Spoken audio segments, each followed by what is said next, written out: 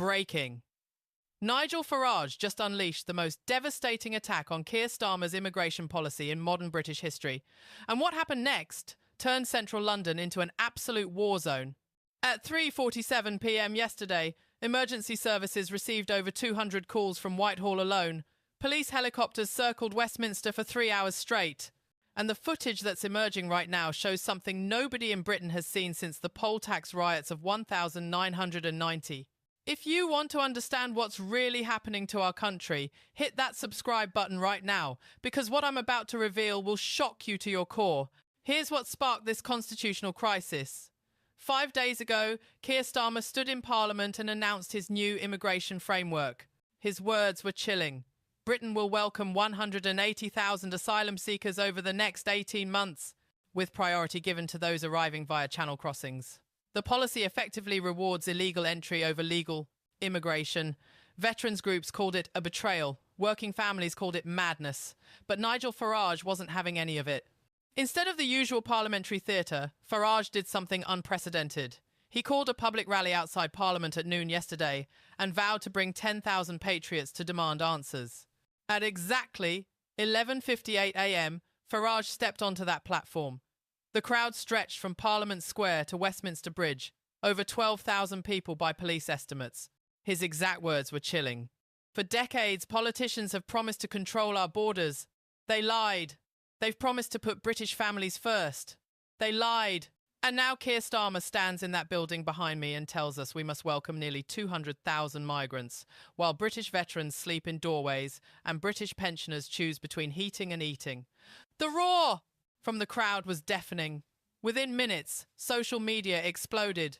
Twitter trending showed hashtag Stop the Invasion at #1 globally. Facebook live streams reached 4.3 million viewers in the first hour alone. TikTok videos of Farage's speech hit 8 million views before tea time. The response was swift and devastating. Within 30 minutes, counter-protesters arrived from every corner of London. Labour activists, open borders groups, university students carrying signs that read, "Refugees welcome" and "Farage is a fascist." By 1:15 p.m., police had completely lost control of the situation. Meanwhile, British veterans who served this country with honour and dignity are being treated like second-class citizens in their own homeland.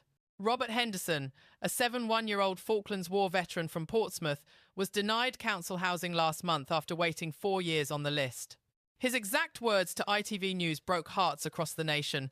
"I fought for this country. I bled for this flag. Now I'm told there's no room for me because they need to house migrants who arrived last week." Robert now sleeps in his car outside a Tesco in Southampton. He showers at a local gym when he can afford the day pass. His daily routine is heartbreaking. He wakes at 6 a.m., drives to a McDonald's car park for their free Wi-Fi, and spends his mornings applying for jobs that never respond. At 73 years old, with a service-related back injury, nobody will hire him.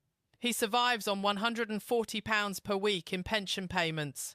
After fuel costs for his aging Ford Focus, he has £18 per day for everything else. Food, phone bills, gym membership for showers, everything. Last Tuesday, Robert told a local reporter he'd gone 2 days, eating nothing but tin soup and bread because he had to choose between food and keeping enough petrol in his tank to drive to potential job interviews. This is how Britain treats its heroes.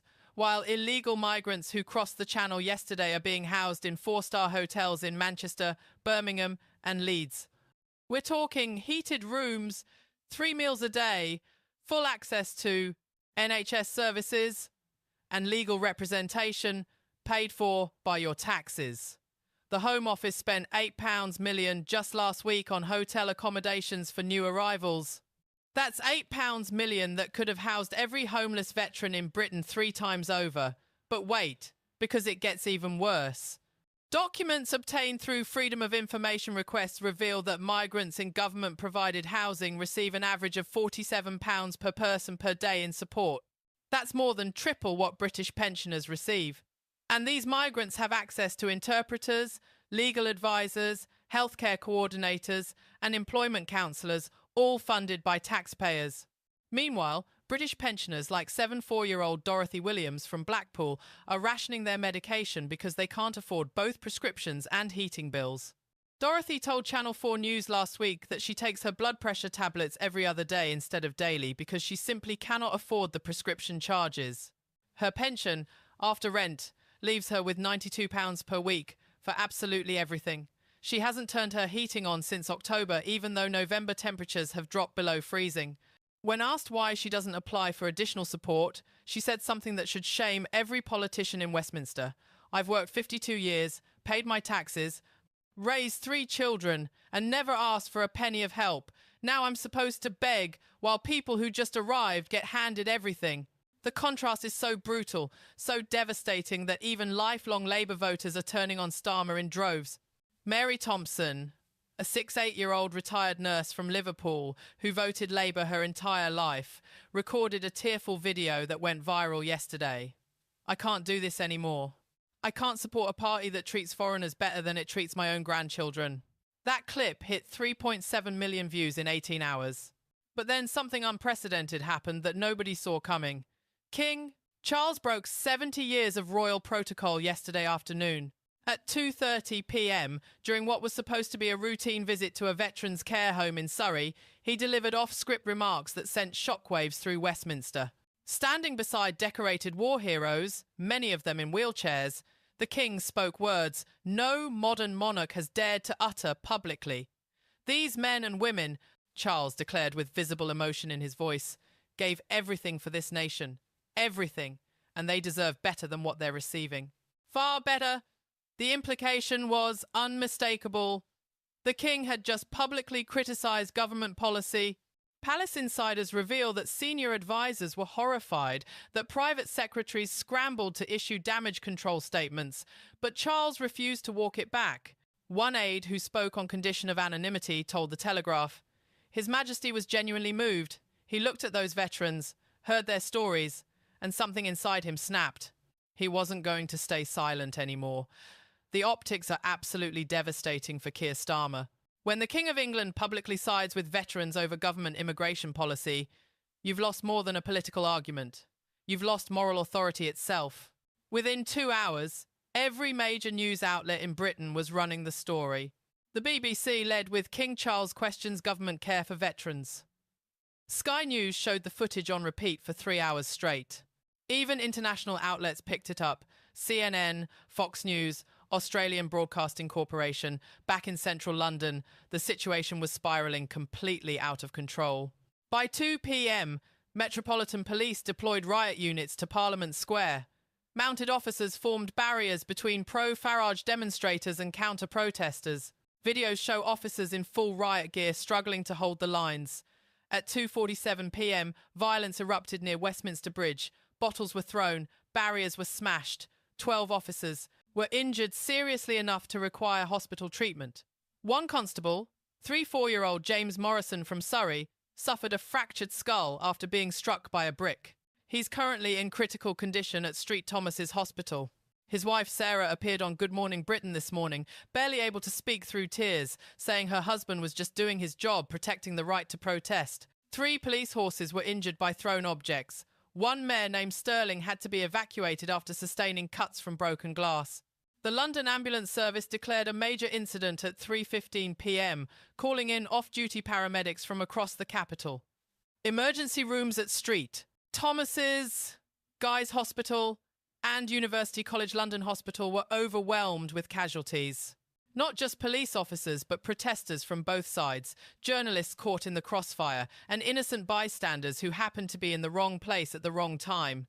The London Stock Exchange reacted immediately. The FTSE 100 dropped 127 points in one afternoon trading session. Currency traders dumped sterling. The pound fell to its lowest level against the dollar since the Liz Truss disaster. Investment banks issued warnings that Britain looked politically unstable, potentially uninvestable. Goldman Sachs downgraded Britain's economic outlook from stable to negative. JP Morgan advised clients to reduce UK exposure. International investors began quietly moving assets to Frankfurt and Dublin. #London riots trended in 47 countries. Al Jazeera ran special coverage. France 24 called it Britain's Day of Reckoning. American cable news compared it to January 6th. For the first time since Brexit, the The world was watching Britain tear itself apart in real time. Polls released by YouGov at 6 p.m. yesterday showed catastrophic numbers for Labour. Starmer's approval rating collapsed from 38% to 22% in just 5 days. Among voters over 50, the demographic that decides British elections, his support cratered to 16%. Reform UK surged to 31% nationally, overtaking both Labour and Conservatives for the first time in modern polling history. Protests erupted across 17 British cities simultaneously. Manchester, Birmingham, Leeds, Glasgow, Cardiff, Bristol, Newcastle, Southampton, Plymouth, Nottingham, Sheffield, Liverpool, Leicester, Edinburgh, Belfast, Brighton and Cambridge. Inside number 10 Downing Street, complete panic had taken hold. Ministers were shouting at each other in emergency cabinet meetings that lasted until 11 p.m. last night. Home Secretary Yvette Cooper allegedly threw her briefing papers across the table after a heated exchange with Starmer. Defence Secretary John Healey was overheard in the corridor saying, "We can't arrest half the country. This policy is political suicide." WhatsApp groups with names like Save Labour and Damage Limitation were plotting behind Starmer's back. Senior MPs were privately discussing whether to trigger a private leadership challenge. Deputy Leader Angela Rayner, conspicuously absent from public events yesterday, held private meetings with at least 15 backbench MPs at a Westminster restaurant. Sources say she was gauging support for a potential leadership bid. Shadow Chancellor Rachel Reeves refused to appear on television to defend the immigration policy. Her office issued a terse statement citing prior commitments, political code for abandoning a sinking ship. Even veteran Labour MPs who survived the Blair and Brown years were privately admitting they'd never seen chaos like this. Diane Abbott told LBC Radio, "The party is fracturing before our eyes." The question isn't if Starmer survives this. It's how many days he has left before his own cabinet removes him. But here's the layer that could destroy Starmer's career forever. Leaked documents obtained by the Daily Telegraph show something explosive. Internal Home Office projections, stamped classified and dated just 6 weeks ago, predict the actual number of asylum seekers under Starmer's new framework won't be 180,000. The real figure is estimated at 340,000 to 420,000 over 18 months. If these documents are real, and if they show what 3 separate Home Office whistleblowers are now claiming, then Starmer deliberately lied to Parliament and the British people about the scale of this immigration surge. Think about what that means. He stood at that dispatch box, looked directly into cameras, and gave the public a number he knew was less than half the truth. The political implications would be catastrophic. Lying to Parliament is a resignation matter under the Ministerial Code. Cabinet members who knew about the real figures could face criminal charges under the Official Secrets Act. The entire government could collapse within weeks.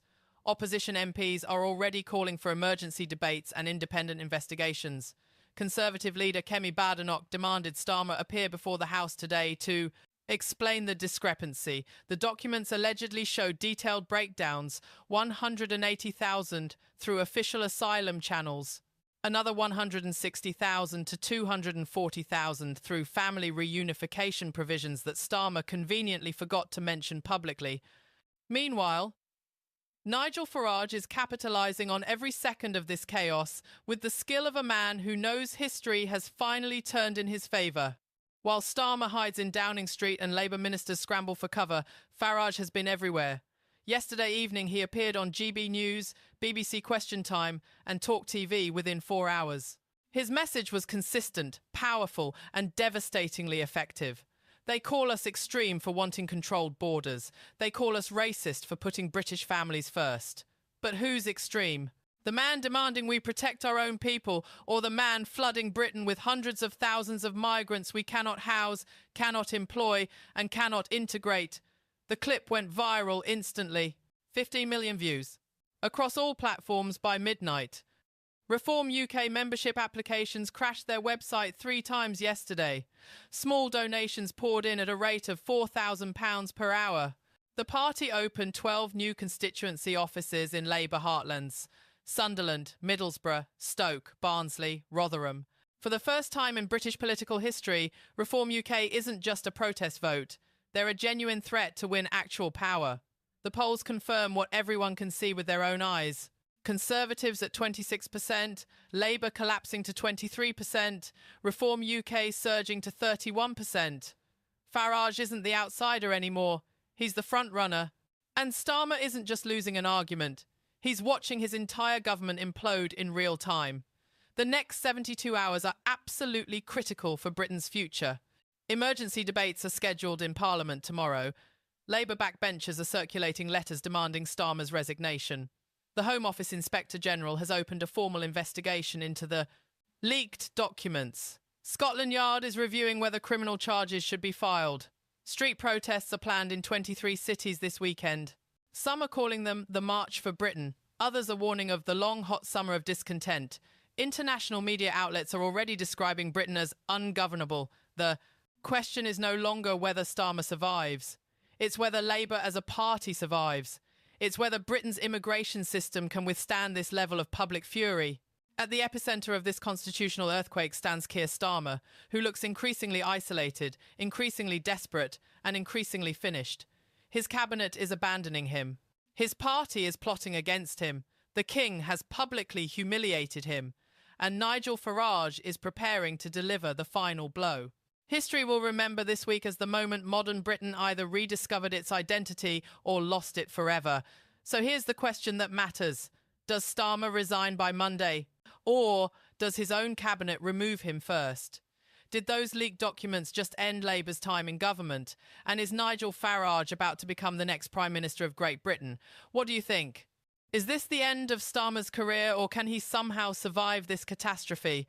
Drop your thoughts in the comments below. We read every single one. And if this story shocked you as much as it shocked us, share it with everyone who needs to see what's really happening in Westminster right now. The mainstream media won't tell you the full truth, but we will. Hit that subscribe button because tomorrow we're revealing the secret WhatsApp messages between cabinet ministers plotting Starmer's removal. You won't believe what they're saying behind closed doors.